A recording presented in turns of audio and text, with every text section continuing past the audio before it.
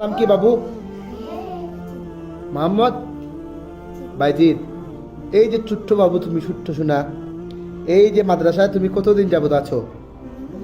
হ্যাঁ, 1 মাস বাড়িতে যাও নাই? তাই কি বলো? 1 মাস বাড়িতে না গিয়ে তোমার চেহারার মধ্যে, মুখের মধ্যে এত সুন্দর হাসি। কি তুমি এই যে কষ্টটা করছো, 1 মাস বাড়িতে না গিয়ে মাদ্রাসা থাকছো কি জন্য? কোরআনের হাফেজ হওয়ার জন্য। দেখছো কত বড় কুরবানিটা ছেলেটা দিচ্ছে। তার চেহারার হাসি দেখলে কি মনে হয় সে 1 মাস যাবত মাদ্রাসায় আছে। আর এখানে এই যে ছেলেটার পাশে দেখো কত বড় একটা ছেলে দাঁড়িয়ে আছে, সে কান্না করে, বিভিন্ন বাহানা ধরে মাদ্রাসা থেকে পলান পর থাকে সব সময়। এখন সে দেখো কি সুন্দর কান্না করছে। তুমি তাকে কিছু বলো, সে যাতে এরকম কান্না না করে মাদ্রাসা থাকে। তুমি কিভাবে 1 মাস থাকতে পারো, এটা একটু তারে বুঝাও, একটু বুঝাও বাবা। তাকে একটু বলো যে সে কিভাবে থাকতে পারবে, এটা বলো। সে যে এই যে মাদ্রাসা থেকে পালায়, তুমি একটু তাকে বলো কি সমস্যা। হ্যাঁ, মনোযোগ দিয়ে পড়লে বাড়ির কথা মনে পড়ে না। সে কি বলছে?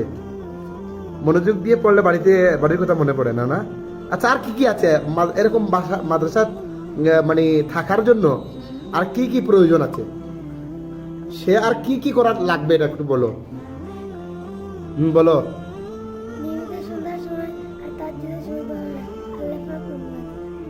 সে কি বলছে বুঝছো?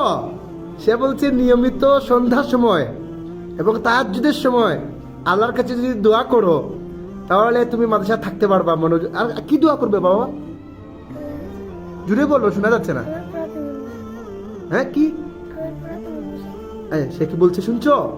সে বলছে যে আল্লাহর কাছে এবার বলবা যে হ্যাঁ আল্লাহ, আমার পড়ার মধ্যে মন বসাইয়া দাও। বুঝছো? এটা তুমি আজকে থেকে করবা, বুঝছো? আমার মনে হয় যে সে যেরকম 1 মাস কি 2 মাস 3 মাস থাকতে পারে হাসি মাখা মুখ নিয়ে, তুমিও আগামীতে থাকতে পারবা। কি বলো তোমরা সবাই? কি বলো? হ্যাঁ, সত্য না? দেখছো, তারা সবাই এই কথাই বলছে। আমরা আশা করি সে তার এই কান্না মাখা মুখ আগামীতে তার মতো হাসি মাখা মুখ বানাতে পারবে, নাকি?